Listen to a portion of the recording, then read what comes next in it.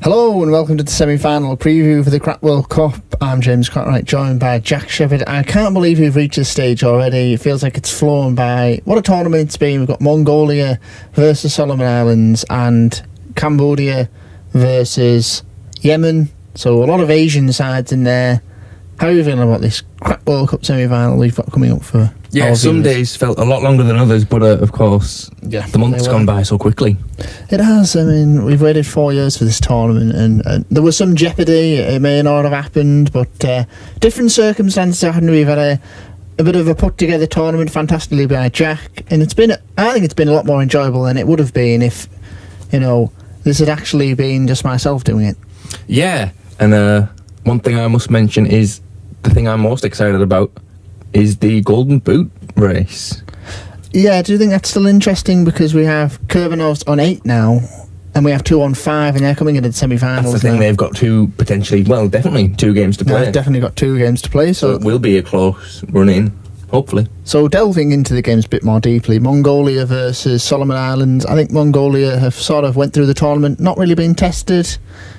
We thought they went through in controversial circumstances. They hadn't, but they weren't the better team in that game against Mauritius. That can be said.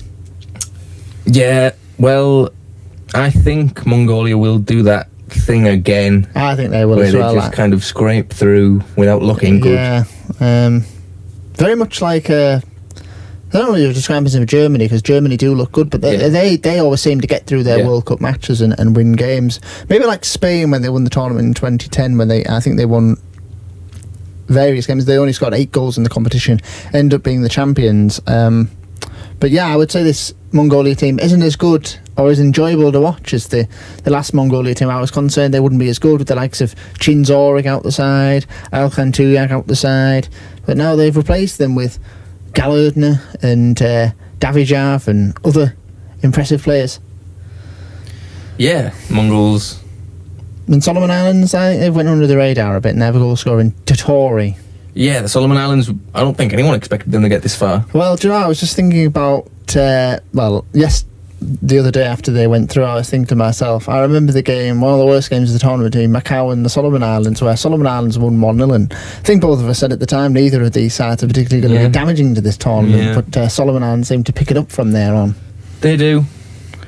And the other game we have is Cambodia versus Yemen, an all-Asia tie. Cambodia coming through, looking good. They've got Nevi Scarabano up front, Alara. They've got a range of attacking options. I like them, and I like the way they pulled through their game against Lithuania in impressive fashion in that second half. But they're up against the Yemen, who of course... Yemen are a bit of a surprise package. Yeah. Nobody knows what to expect from them. We know they've got resiliency because they have won from going 2-0 behind against Anguilla, and they got the draw, and they ended up winning on penalties. So they're the only team in the competition to actually win on penalties, and we know they can win on penalties. So they've got a range of ways of winning this Yemen side.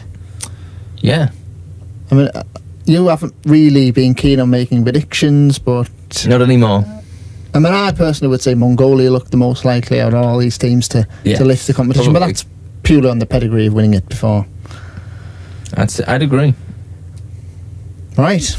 That's probably it for the semi-final. The semi-final preview. We'll be back with a final preview. I don't think we'll be bothering with a third place playoff preview. There's no point in that. We might do. We might stick it in, as a joint thing. So we'll see you in about 2 hours' time for the semi-finals. Looking forward to it.